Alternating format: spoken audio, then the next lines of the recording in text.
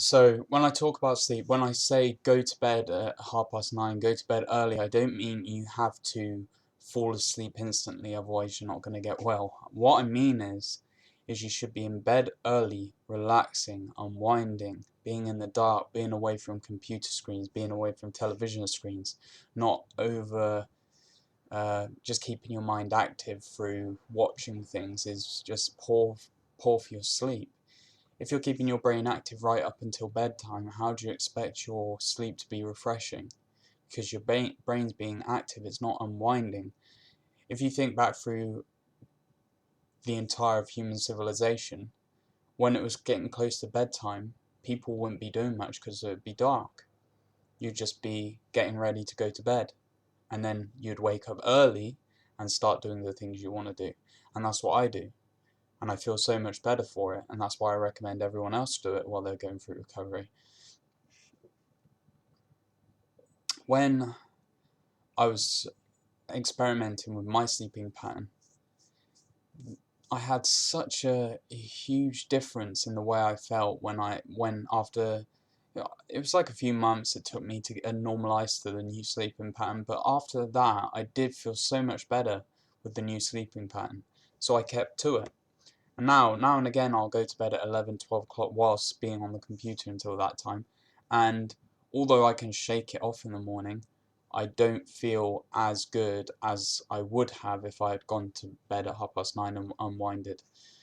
So when I say go to bed early, you don't have to fall asleep re really early. I mean, you could, if you're used to going to bed at 11, if you go to bed at 9:30 and fall asleep at 11, but you're in bed just relaxing, listening to audiobooks, podcasts, and stuff like that, that's fine.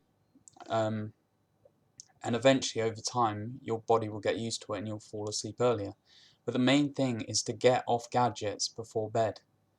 So if you are insistent that you don't want to go to bed early, which there's lots of reasons to go to bed early. It's to do with your adrenal glands, your cortisol rhythms, and staying up late, 11, 12 o'clock, you get that second wind of energy and you don't want to go to bed till 2, 3 a.m. If you're just doing that over and over again, don't expect to feel good in the morning. Don't expect to have refreshed sleep.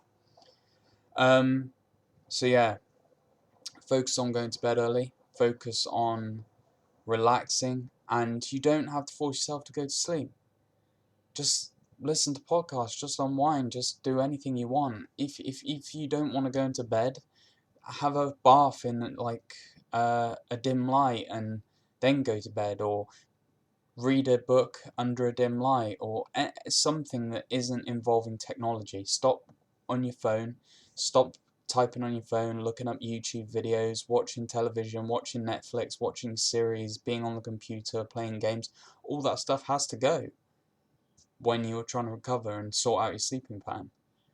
So don't go, oh well, I'm not going to bed early, therefore it doesn't really matter, I'll try the other stuff. It doesn't work like that. You have to do everything. Um, what else did I want to say? The most important thing is that you're not on the gadgets, pretty much, and that you're trying to get to a normal sleeping pattern.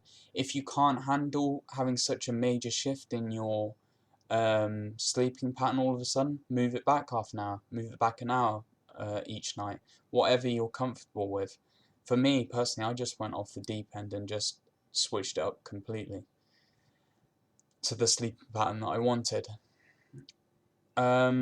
So yeah, that's all I have to say on that subject. I get a lot of messages on my Tumblr saying I sleep all the way through the night if I just go to bed at 11 or 12 and I don't wake up once. If I go to bed earlier, I wake up. Now, the thing is that your sleep's probably not refreshing at all. So it honestly, even if you're having that length of time where sleeping, it doesn't really mean anything because you're not even feeling refreshed in the morning.